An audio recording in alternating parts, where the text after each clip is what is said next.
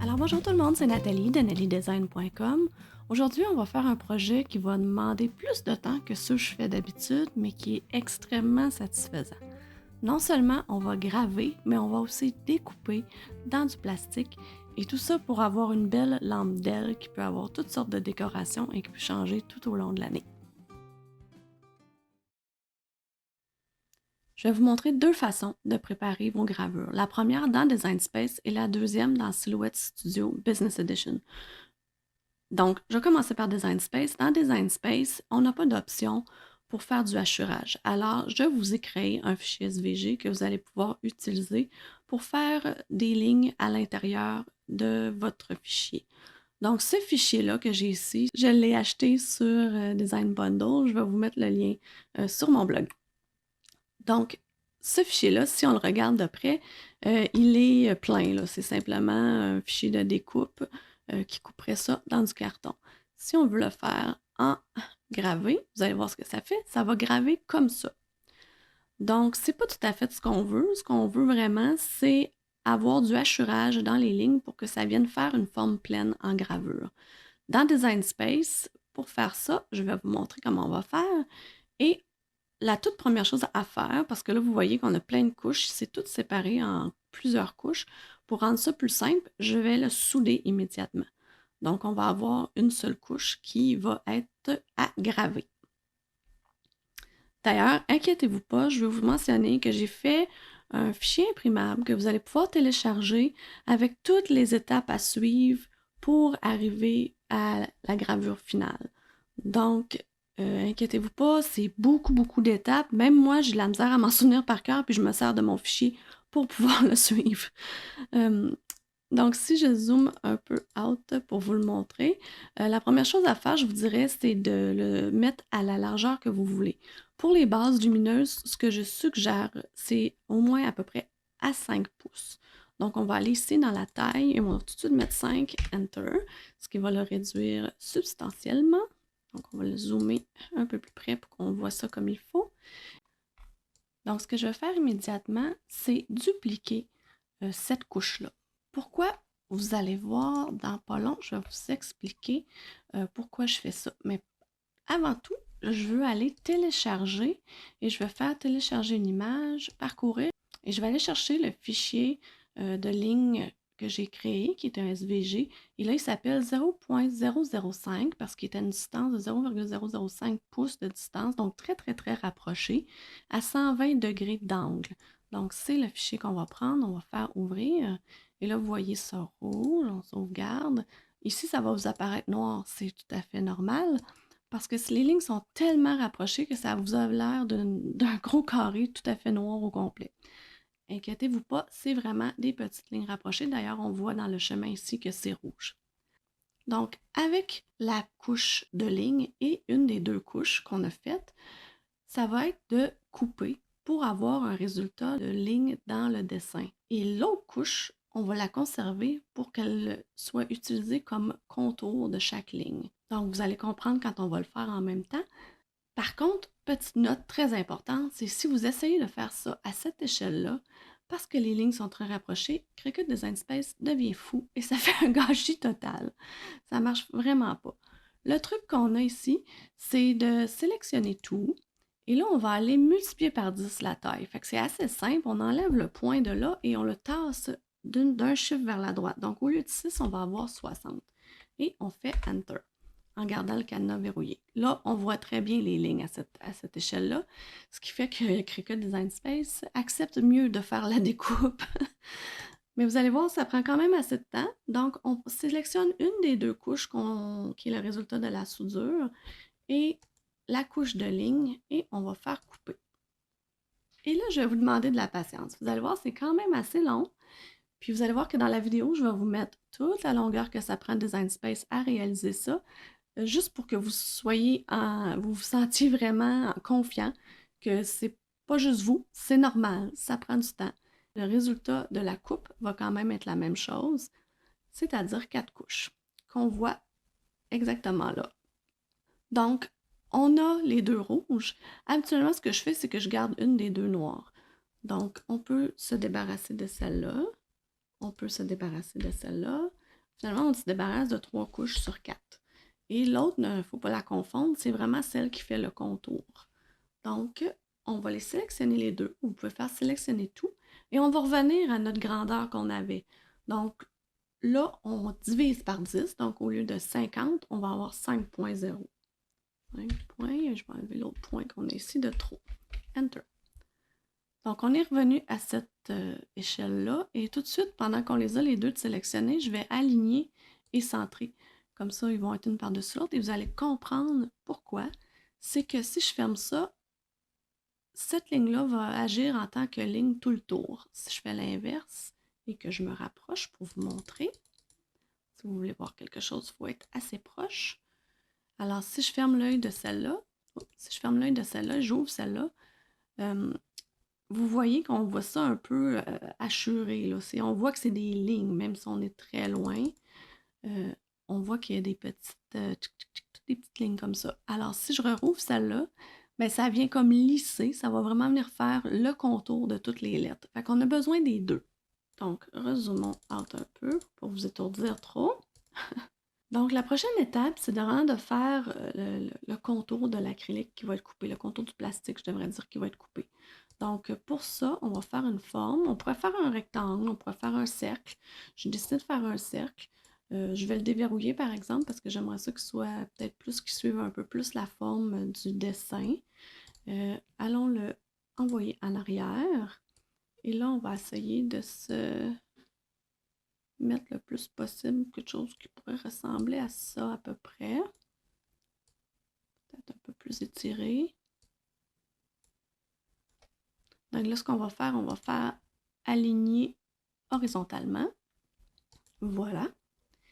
Et dernière petite chose à faire, ça va nous prendre un petit rectangle pour aller insérer dans la base. Alors pour faire ça, on va faire un carré encore une fois qu'on va déverrouiller et qu'on va lui donner comme grandeur 3,125 de large par 1 pouce de haut. Donc, le 1 pouce de haut, habituellement, si vous allez accoter votre 1 pouce sur les premières gravures que vous avez, ça devrait fonctionner. Il y a deux choses à noter ici. Il faut essayer d'avoir au moins un 3/4 de pouce qui va rentrer dans la base. C'est à peu près la dimension qui rentre dans la base. Et aussi, en largeur maximale pour le rond, essayez de ne pas dépasser 6,75. Vous allez voir tantôt, c'est la dimension qu'on peut faire du print and cut. Et vous allez voir pourquoi on va utiliser du print and cut aussi. Donc, les deux, on est correct. On est à 6,66, donc on ne dépasse pas 6,75, même si on est très proche. Puis celui-là ici, à l'œil, on semble être à peu près, là, c'est pas si important que ça. Là. Donc, on va sélectionner tout et on va faire un autre aligné centré horizontalement. Donc, pour finaliser, on va souder ces deux morceaux-là. On va les renvoyer en arrière. Et notre forme est faite. N'oubliez pas de la sauvegarder en lui donnant un nom parce que vous allez voir tantôt, on va faire des petites modifications dessus.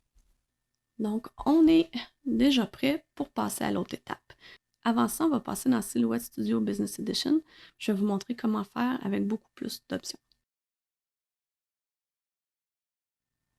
Alors, nous voici dans Silhouette Studio Business Edition. Et là, je spécifie bien Business Edition. C'est un logiciel acheté. C'est le logiciel de Silhouette. Mais ce qui fait qu'on peut l'utiliser pour Design Space, c'est qu'on peut exporter en fichier SVG. Donc, on peut sauvegarder un fichier sous SVG, ce qui fait qu'on peut l'importer dans Design Space comme n'importe quel autre fichier SVG. Ça devient donc un beau logiciel de dessin parce qu'il y a tellement plein d'options. Ça peut aussi ressembler à Shirkotalot, que vous connaissez peut-être, qui est un autre logiciel. Personnellement, à date, j'aime mieux celui-là pour quelques raisons. Un, son look. C'était tout le même. C'est comme quand on achète une voiture, on trouve la couleur de la voiture super importante. Mais surtout quand on vient pour faire de la gravure, les options que je vais vous montrer tantôt ne sont pas dans Shirkotalot. Et ici, il y a vraiment des très belles options qui sont vraiment très le fun. Alors, commençons tout de suite. Ce que je veux tout de suite faire, c'est qu'on va faire fichier, on va ouvrir et on va aller ouvrir le SVG qu'on avait tantôt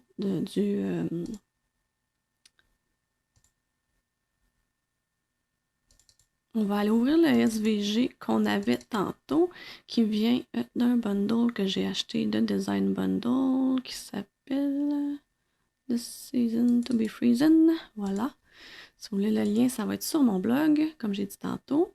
Encore une fois, la première chose à faire, c'est de le rapetisser. Là, ici, lui aussi, si on va dans les couches qui sont ici, vous allez voir, il y a plusieurs couches. Donc, ça ressemble un peu à ce qu'on voyait dans Design Space. C'est tout séparé. Ce que je vais faire, je veux le conserver séparé par contre, mais pour être sûr de ne pas le bouger pour le moment, je vais le grouper. Et là, je me cherche un peu. Voilà, le grouper ici. Donc, on va faire la même chose. C'est-à-dire qu'on va le rapetisser à environ 5 pouces. Laissez-moi aller changer mes unités. Ça est devenu automatiquement en millimètres quand je l'ai mis en français. Alors, on recommence. Ici, c'est 5 pouces. Donc, on a la largeur et la hauteur. La même chose un peu que dans Design Space aussi. On fait 5, Enter. Et non, ça, c'est le bout que j'oublie toujours. Dans Design Space, c'est le cadenas est verrouillé automatiquement, tandis qu'ici, il est déverrouillé automatiquement. Fait qu'il ne faut pas se tromper. Il faut verrouiller le cadenas avant. Faire 5, Enter. Alors, si vous faites ça, vous passerez à moi. C'est tout à fait normal. Donc, on va se rapprocher encore un peu. La différence qu'on va faire avec Design Space, c'est qu'on va se créer un offset pour avoir une forme qui suit notre dessin. Puis ça, je trouve que c'est vraiment, vraiment le fun à faire et tellement facile. Donc, on clique ici, ouvrir la fenêtre contour, et quand notre forme est sélectionnée, on clique sur contour. Et là, avec la petite barre, on s'assure d'avoir les coins arrondis. On va aller ajuster le offset. Soyez patient un peu parce que l'ordinateur travaille aussi pour nous satisfaire. C'est-à-dire d'avoir une largeur, un bon rebord quand même tout le tour. Ça, c'est too much. On rapetisse un peu. Faut être patient. On clique, puis là, ça vient après, mais on s'entend que ça travaille fort. Donc, là, je trouve que c'est une petite affaire. Je vais peut-être peser par ici pour le diminuer un peu.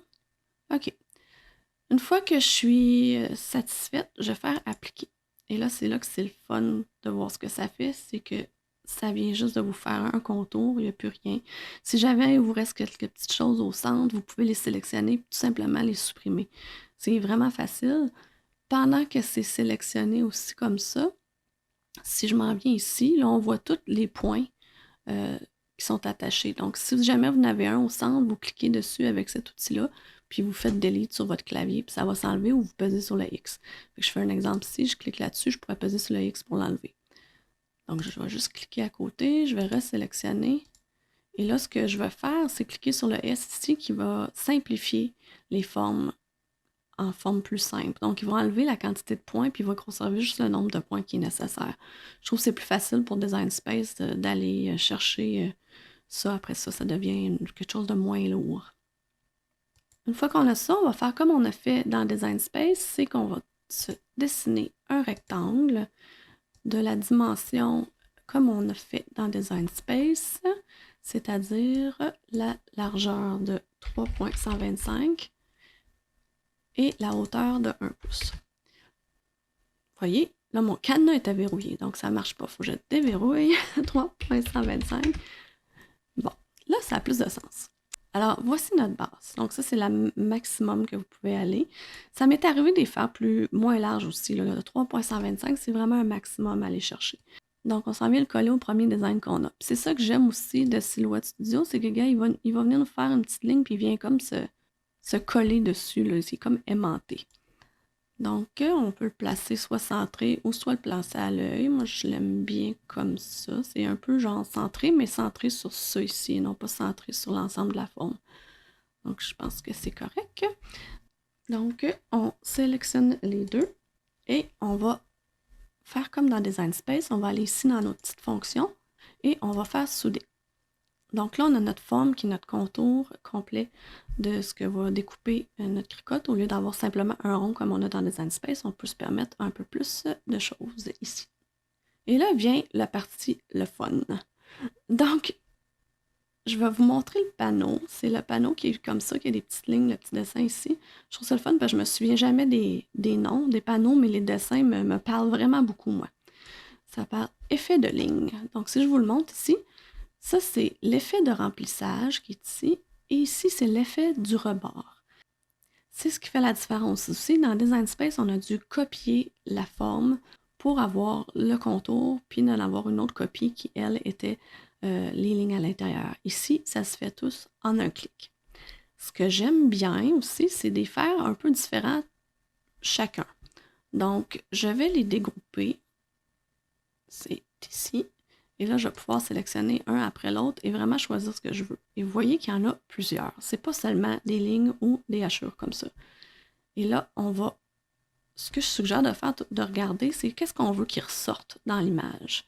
Ben, this is the season to be freezing. Je pense que freezing est important, puis season aussi. Ce sont les deux mots principaux. Fait que là, on voit que season, même, il est séparé en plusieurs. Je vais le sélectionner au complet. On va l'essayer comme ça. On va l'essayer en mettant du hachurage. Vous allez voir, ça tombe toujours à rouge. On va changer ça tantôt, ça sera pas très long. Je vous suggère de ne pas garder l'angle de 0. C'est vraiment pas beau quand on fait de la gravure. Donc, je vous suggère vraiment de prendre peut-être 120 degrés ou 60 degrés. C'est comme un angle qui fait quand même pas pire. Et ce qu'on avait dans Design Space, c'est 0,5. C'est complètement à gauche, 0,005. Donc, ça donne un équivalent de ça. Là, je vais faire quelque chose pour vous montrer qui est quand même le fun aussi. Ça permet vraiment de visualiser de quoi ça peut avoir l'air. C'est d'aller dans les paramètres et dans paramètres par défaut, on va aller chercher la page, la Default Page Color, ce boulet en anglais, là, on va aller la mettre à noir. Comme ça, on va voir tout le fond noir. OK, évidemment, on ne voit plus rien d'autre. Mais si je fais sélectionner tout, c'est-à-dire éditer, sélectionner tout, et que je vais mettre les lignes à blanc, ben là, ça va nous donner un aspect de ce qui pourrait être gravé. Fait que pour le moment, c'est ça que ça donnerait. Donc ça, c'est le fun. On pourrait essayer de mettre cette forme-là aussi en... J'ai perdu mon panneau. On va essayer de mettre cette forme-là aussi à 120 degrés. Comme je vous dis, il revient toujours à rouge. C'est un petit peu tannant. Comme ça. On va aller le mettre à blanc. Parce qu'on aime ça regarder de quoi ça a l'air. Vous voyez, il faudrait faire celui-là aussi. Là. En train de l'oublier, lui.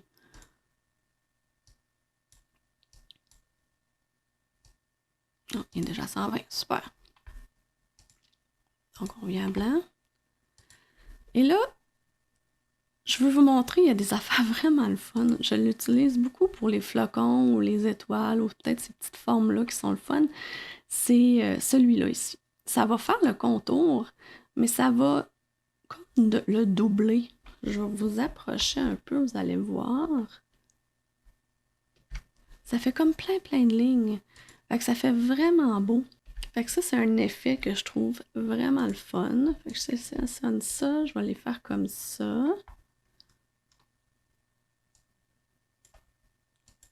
Mettons qu'on fait lui comme ça. On peut même aller lui. Ce que j'ai trouvé, c'est si vous prenez le rond à la place, ça va faire des petits ronds décalés comme ça.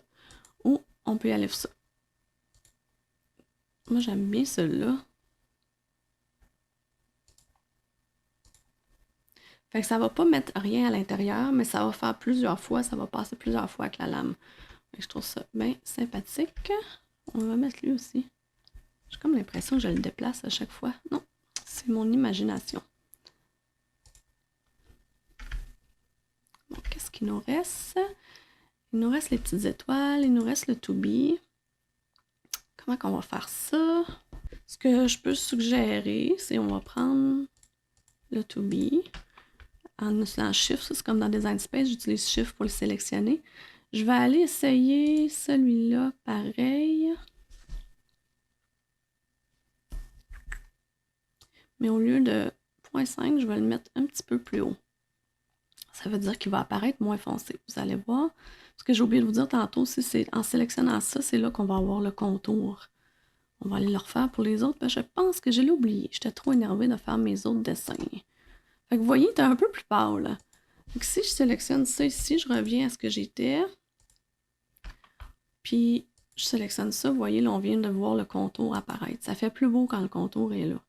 N'oublions pas le R au centre. Fait que si je me rapproche encore, vous allez voir qu'il va y avoir une ligne qui va être tracée au contour. Ça va vraiment être plus joli.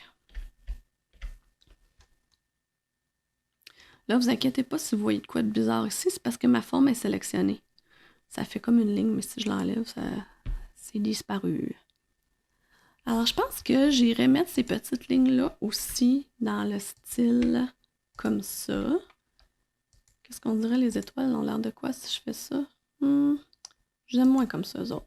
Ce qu'on peut faire quand on a quelque chose qu'on veut juste en ligne simple, c'est de le dupliquer. Donc, on va prendre cela, on va, même je vais toutes les faire les trois en même temps, on va sélectionner les trois, je vais le dupliquer ici, puis là, je vais être capable de les bouger et je vais aller les mettre un par-dessus l'autre. Encore une fois, c'est ça que j'aime, il va aller s'aligner direct dessus, puis on sait qu'on est direct un par-dessus l'autre. Ce que ça va faire, c'est que ça va le graver deux fois, fait que ça va être plus foncé, le contour va être plus foncé. Je pense que j'irai mettre une petite ligne à l'intérieur de ça aussi. Donc, allons-y comme ça. Vous pourriez essayer celle-là. Quand on le fait en double, c'est encore plus foncé et évidemment encore plus long. Qu'est-ce qui arrive si on le met à 120 à 0,20 au lieu d'un 5? Regardons ça. On va aller mettre celui-là aussi, la même chose.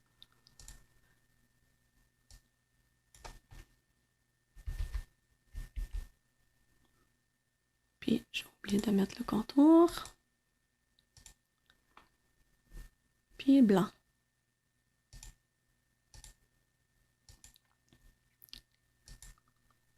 Et là, ça vous donne une petite idée des trois gradations. Il y en a une qui est à 0,05, on le voit dans le panneau ici. La deuxième est à 0,010 et lui que j'ai mis à 0,20. On peut même aller à 0,015 entre les deux sans problème. Puis ça va faire une troisième gradation. Je pense qu'on je vais le laisser comme ça. C'est quand même cute. Mais il ne faut pas j'oublie de changer l'intérieur du S. On va mettre ça pareil. Je trouvais qu'il y avait un petit quelque chose qui n'allait pas. Donc, ça serait ça. Inquiétez-vous pas s'ils sont plus foncés. C'est juste que si je les sélectionne, vous allez voir ici, ils ont une ligne de 1 point, puis celui-là, il est à 0. C'est juste pour ça que ça nous donne cette impression-là. Si on veut être pareil, on peut les mettre à 0. Mais c'est pas important. Alors, avant de quitter Silhouette Studio, il faut simplement prendre quelque chose en note. Parce qu'il y a un petit bug entre Silhouette Studio et Cricut Design Space à l'effet que quand on exporte le SVG, puis on le met dans Cricut Design Space, il est comme rendu super miniature. Donc, il faut le remettre à la bonne grandeur. Je ne sais pas pourquoi ça fait ça exactement. On va sélectionner tout. Donc, dans Éditer, on va sélectionner tout. Donc, cliquez sur Groupe et ça va nous donner la dimension de notre design. Là, mêlez-vous pas avec la position en X et en Y. Il faut vraiment prendre Width 5.767. C'est ce qu'on va aller reporter dans Design Space pour avoir la même grandeur et le même espacement entre les lignes. C'est surtout ça qui est important. Donc, on aurait terminé et on serait prêt à le sauvegarder en SVG puis aller l'importer dans Design Space.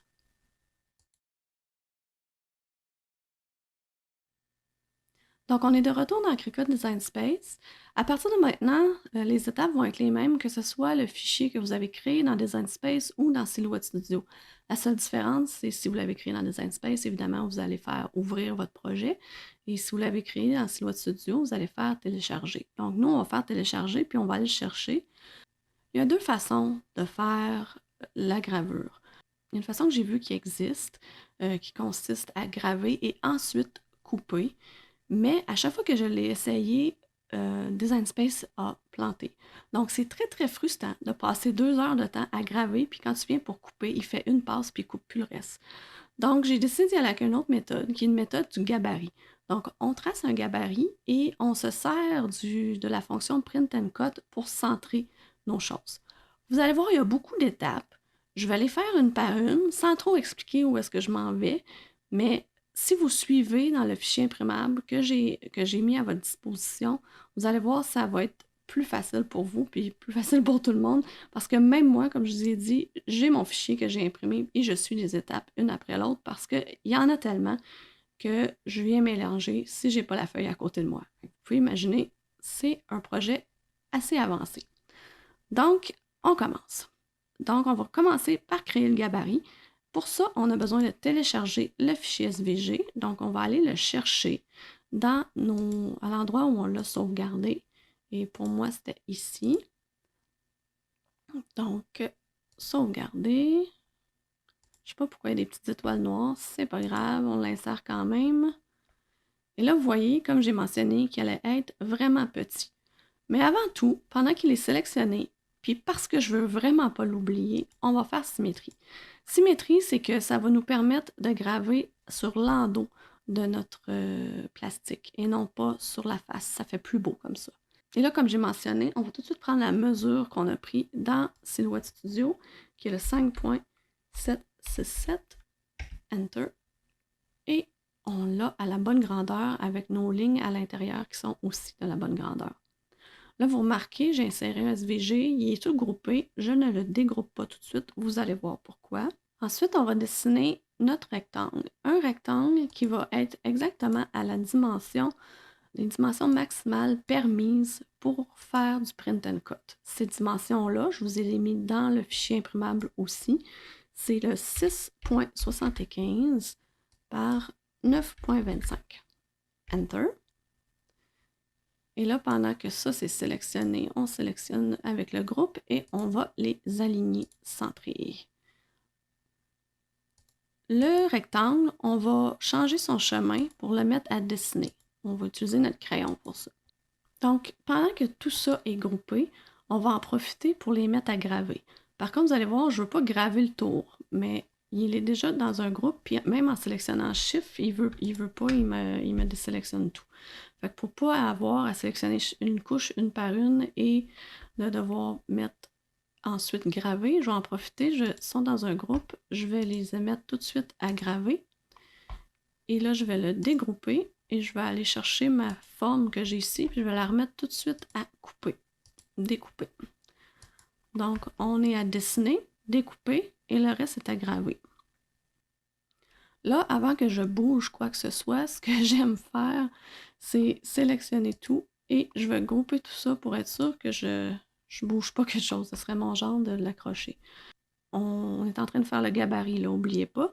Donc, ce qu'on va faire, c'est que cette forme-là, on va lui dire qu'on veut l'imprimer et la découper. Donc, là, présentement, elle est à découper et aucun remplissage. On va sélectionner remplir et on va l'appeler imprimer. Donc là, elle devient blanche avec aucun contour. Là, on ne veut pas nécessairement imprimer ce qu'on a d'écran dedans. On va le garder pour tantôt quand on va graver. Donc, on va fermer l'œil du groupe. Tout disparaît. On va descendre en bas, puis on va rouvrir seulement la forme et le rectangle.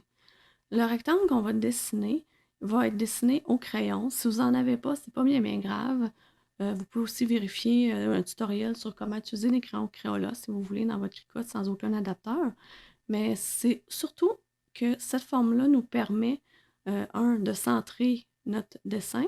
Donc, au pire, si vous n'avez pas de crayon, il va dessiner dans le vide. Il va dessiner, on appelle ça du air draw. Il va dessiner dans l'air. Mais en même temps, quand on le dessine pour vrai, vous allez voir, ça va nous permettre de savoir où est-ce qu'on ne doit pas dépasser quand on ajoute le ruban adhésif un peu plus tard. Ce qui reste à faire, en fait, c'est de sélectionner toutes les couches et de cliquer Attacher. Et là, on est prêt à créer. Donc, une fois ici, vous allez voir, c'est écrit imprimer, dessiner, découper. Donc, on n'a rien qu'on voit. On voit rien, ça ne va pas imprimer rien, mais ça va découper la forme qu'on a. Donc, sur un 8,5 11, on colle ça sur notre tapis une fois que c'est imprimé. Donc, l'idée de l'envoyer à l'imprimante, moi, je vais cliquer, j'ai déjà imprimé juste pour vous montrer la suite. Donc, rendu ici, vous allez sélectionner votre carton que vous avez sur lequel vous allez couper votre gabarit. Donc, admettons que c'est du medium cardstock. Et là, vous rentrez votre crayon si vous en avez un et votre lame à pointe fine et vous êtes prêt à couper et à avoir votre gabarit.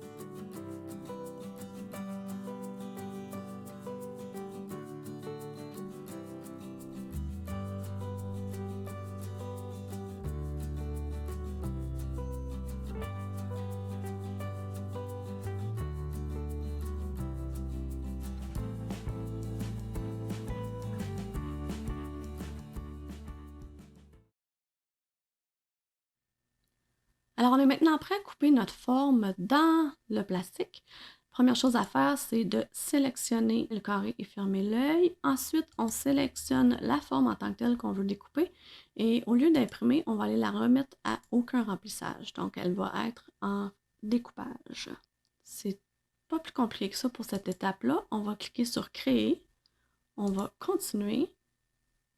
Et rendu ici, il faut aller sélectionner le matériau Basswood. Donc, ce n'est pas du Basswood qu'on coupe, mais avec la cricotte Basswood 1/16e de pouce et la lame couteau, ça va fonctionner. Donc ici, ça dit de déplacer les roues en étoile vers la droite, mais le plastique que j'ai, qui est du 500 microns, du point 020, rentre amplement, facilement en dessous des petites roues en étoile, donc pas de problème. Il faut par contre la mettre sur votre tapis mauve avec du ruban adhésif. Aussi, bien faire attention, ce setting-là, ça va être 14 passes, mais assurez-vous de l'arrêter à peu près à 9 ou 10 passes. Alors, vous voyez que le plastique a 12 par 12, ça fait qu'on est capable d'en faire quand même plusieurs, 3, facilement 4. Et là, je vais mettre du tape seulement à gauche et en haut. Ça va me permettre de pouvoir soulever le plastique plus tard pour vérifier si la coupe a bien fait après 9 ou 10 passes. Alors, une fois que Design Space nous indique qu'il est à sa 9e ou 10e passe, on peut appuyer sur pause et vérifier si la coupe s'est bien faite. Si c'est bien fait, on retire le tapis, sinon on continue pour encore quelques passes.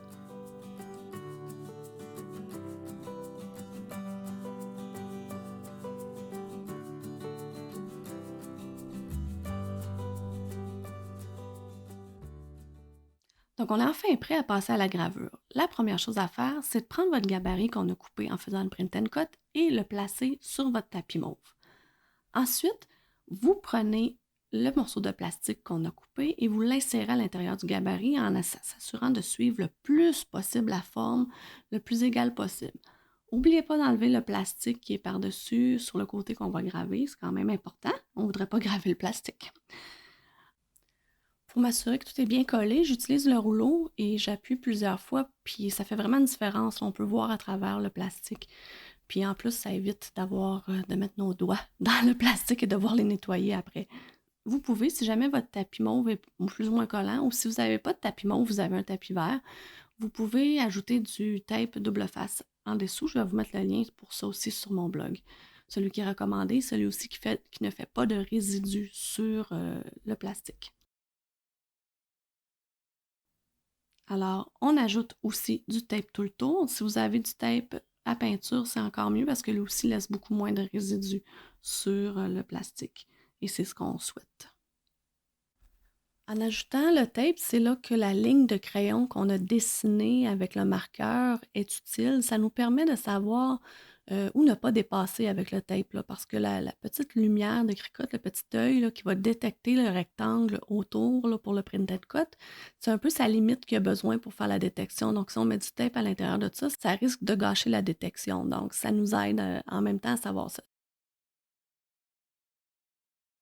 Il nous reste simplement à mettre la pointe 41, qui est la pointe de gravure, puis on va être prêt à faire les manipulations dans Design Space.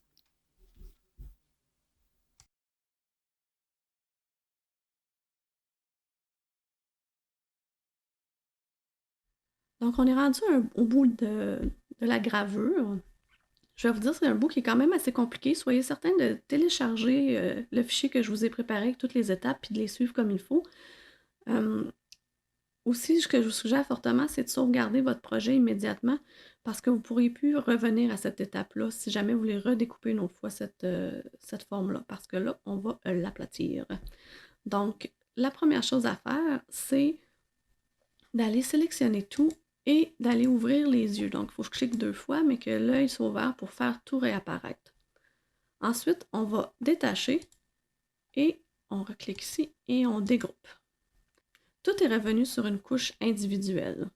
Donc, pour truquer Design Space à faire un print and cut et à lire les lignes qu'on a imprimées sur le gabarit, on va sélectionner dans le panneau des calques pour éviter de toucher à quoi que ce soit puis de rien bouger. On va sélectionner notre carré, on va le mettre à couper et on va aller ajouter à notre sélection en utilisant Shift la forme. On prend ces deux-là et on va les aplatir. Donc là, ils sont revenus sur le dessus. Tout notre design est en dessous. Donc on va aller, j'aime bien voir ce que je fais, donc je vais aller mettre ça et je vais l'envoyer en arrière. Donc une fois aplati, on va sélectionner tout. J'aime bien cette petite touche et il ne faut pas oublier d'attacher pour que rien bouge comme ça. Donc là, on est parfait, on est en business. Je vous suggère même de sauvegarder sous. Alors d'ajouter peut-être un 1 à côté pour être certain que vous n'écrasez pas l'autre que vous avez sauvegardé. Comme ça, c'est Cricut Design Space Plant. Vous avez une petite version de sauvegarder. On va faire créer. Et là, ce que vous voyez, c'est que Cricut Design Space pense qu'il va imprimer, graver et découper. On est chanceux, découper et après. Donc, on va continuer. On va lui dire ici, j'ai déjà imprimé parce que nous, on a mis notre gabarit sur notre tapis mauve. Et là, le matériel qu'on va sélectionner, ça va être pour la gravure parce que lui, il a passé directement à la prochaine étape qui est la gravure.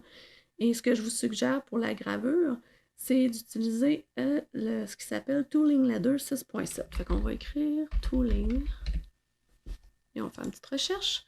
Donc, Tooling Ladder 6.7.11. Terminé. Et là, ça vous dit déplacer les roues en étoile. Comme je vous dis, vous n'avez pas absolument besoin de le faire. Mettez votre pointe à gravure et on va être prêt à graver. Et là, la seule chose que vous avez à vous assurer, c'est qu'une fois qu'il a terminé de graver, il va vous demander de mettre la lame pour couper. Vous avez simplement à éjecter à ce moment-là le tapis et à canceller la coupe. Donc, en pensant qu'on a imprimé ce qu'on avait déjà imprimé à l'autre étape, il va aller lire le rectangle. Il sait exactement où ce que la forme est positionnée parce qu'on n'a rien bougé depuis qu'on a fait cette étape-là, depuis qu'on a imprimé. Donc, il va aller lire la forme et il va aller placer la gravure exactement au bon endroit.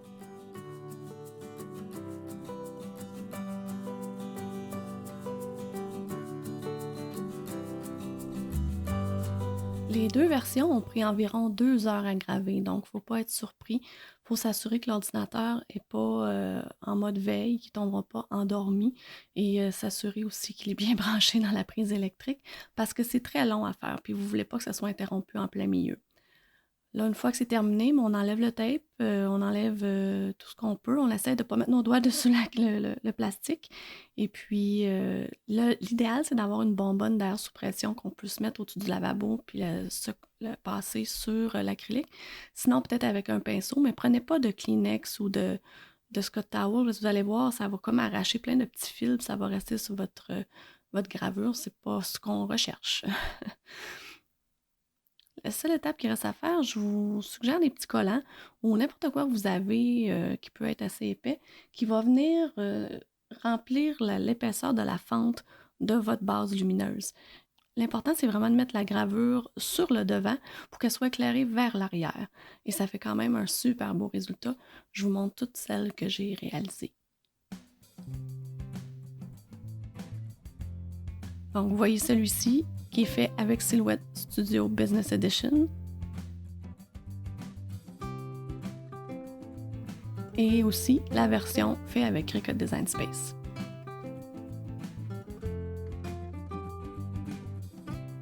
Vous pouvez voir toutes les autres versions que j'ai faites. Je me suis vraiment bien amusée. C'est certain que c'est plusieurs étapes, mais le plus long, c'est la Cricut qui a à le faire. C'est elle qui grave, c'est très long. Plus qu'on en fait, plus qu'on devient habitué avec les étapes, on a de moins en moins besoin de suivre les étapes sur la feuille. Mais quand même, je vous incite fortement à télécharger mon fichier gratuit qui pourra vous aider à parcourir toutes les étapes une après l'autre et à réaliser des lumières d'ailes comme ça, peut-être pour toutes les occasions de l'année. Si vous avez aimé ce tutoriel, faites un petit pouce par en haut et on se revoit très bientôt. Bye bye!